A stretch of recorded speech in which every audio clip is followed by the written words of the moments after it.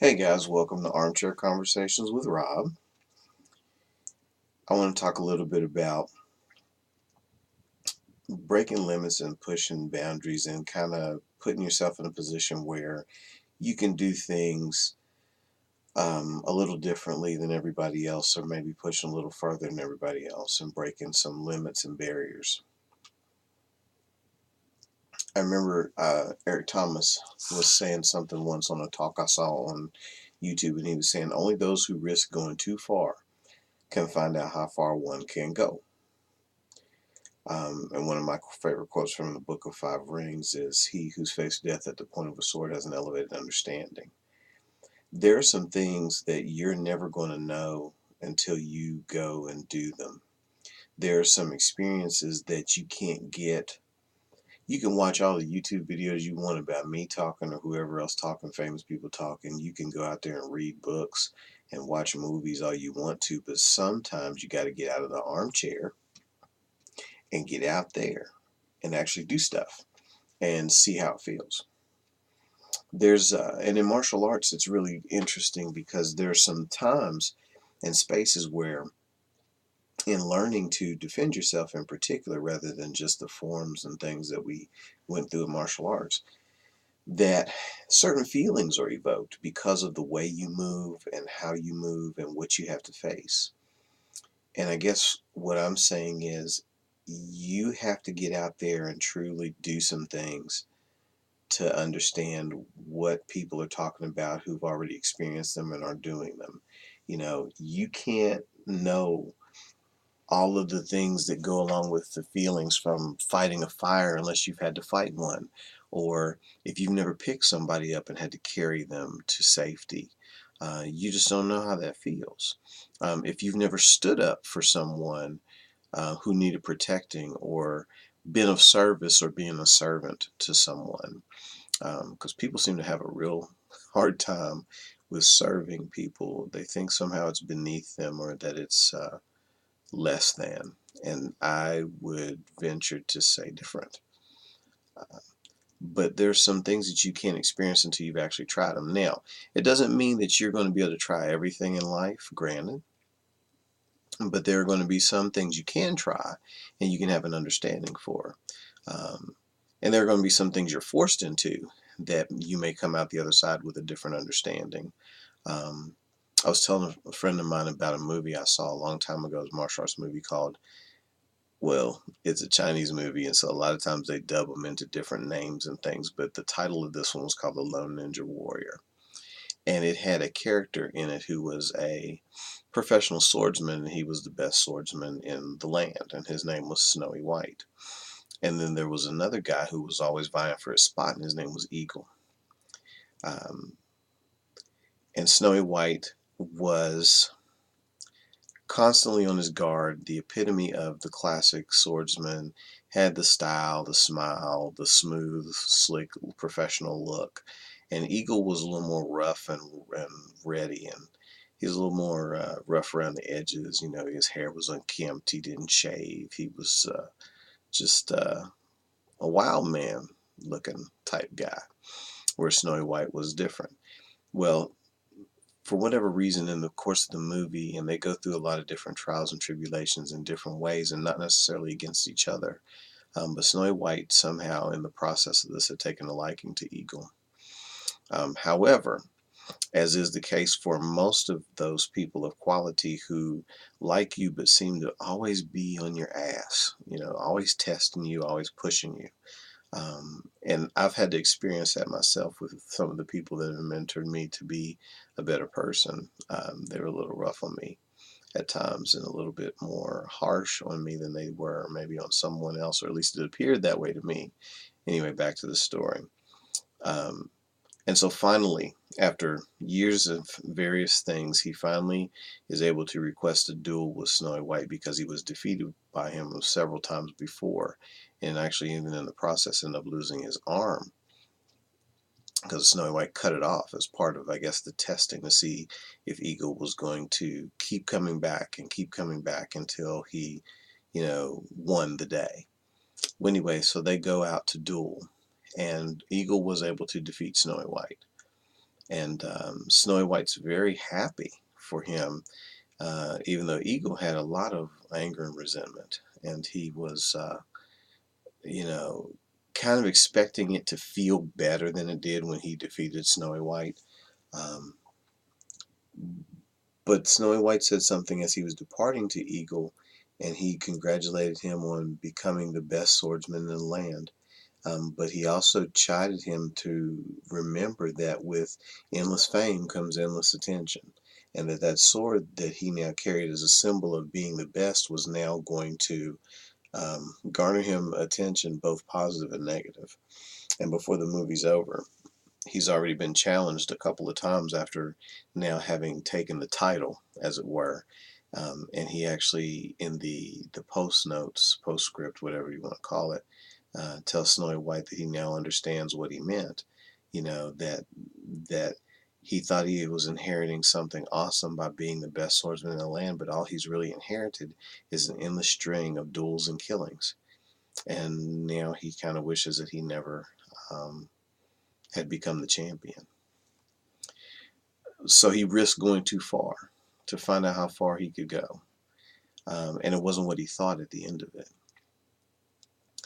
And so that's one part of the story that I always thought was interesting. And it, it, it hammers home a point that I've always told people about relativity. Some things are just relative. You may think that it's one way, and you may find that it's a different way once you get out there. Um, it may seem exciting to be um, involved in combat until you're actually in it, and then you start to see the futility of it, perhaps, or you may actually enjoy it. I mean, you never know, but you have to get out there, and you have to try things in order to feel and understand, you know, what it's all about. So on the subject of pushing yourself and bettering yourself in relation to the story, we're talking about things like being willing to go further than other people. Um, I think that you have to use your own unique style and smile and ways about you um, to push yourself out there, to go as far as you can go and develop your own unique thing, your own formula, what makes you you. I also think that sometimes that's going to require that you push a little too far so that you can find the balance point for you of what makes you happy. Because if you stop short, you may not feel at the end of your journey as good as you would as if you pushed as far as you could and then maybe even had to retreat a few steps to feel balanced and be back to where you want to be. So that's one thing. Another thing that I wanted to talk about a little bit is the fact that, you have to figure out what your uniqueness is. And you can't let anybody tell you what it is necessarily. People can kind of guide you in directions, but they can't really tell you what's yours. You have to figure that stuff out for yourself, which is why you have to get out there and experience things and decide how they feel and what they mean to you. And you have to define your experiences and your own value, because people will very easily put your value in a much cheaper quantity and quality than you will. And so you have to guard against that. Not guard rigidly, like, oh, how dare you, you're never going to tell me that I'm not. But you do have to say to yourself at times, I am better than this. I'm going to do better than this. Or, this is cool, but this isn't good enough for me. And then you set about going to change it, finding processes and ways to do something different. I really do think that that's important.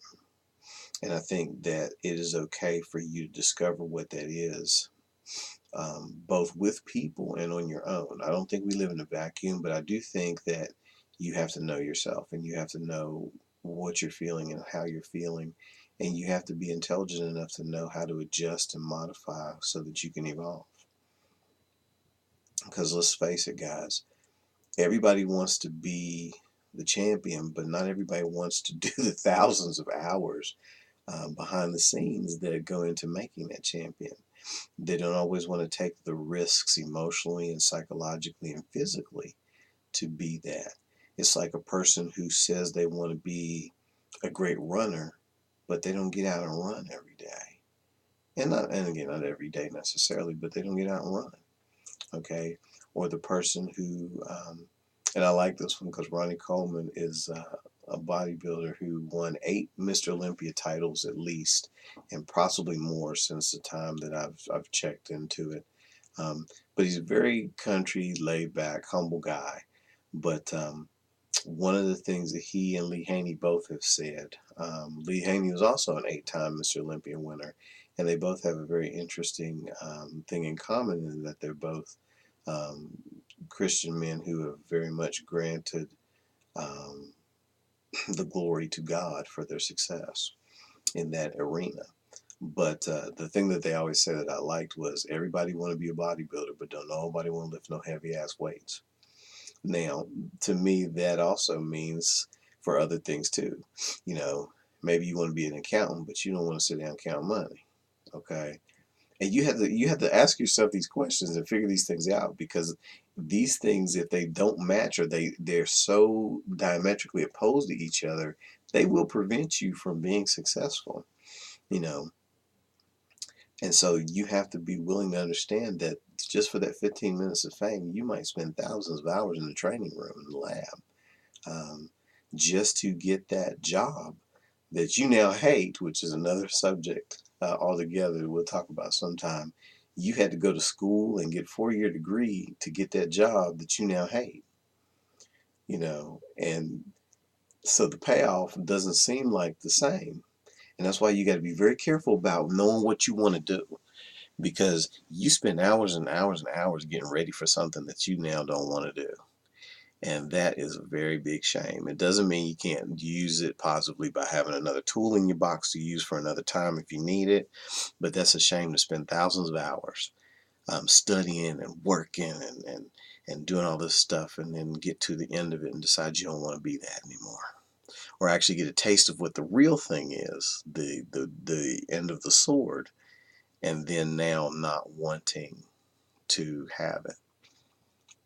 So anyway, just messing around this evening, having some fun.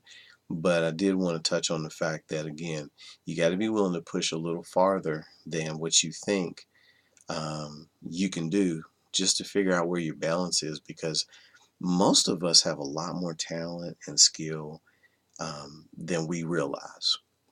I mean, listen, I am nowhere near like the polished speaker that I want to be, but I did not realize that getting up here and sitting down in front of this camera, mumbling and stuttering and and button, was actually going to start to make me feel good and start to get the juices flowing in my brain to start thinking again about life in a way that I used to think about it before I had um, to what I call forego my nomadic, monastic, quai chain cane like existence for rigor and responsibility.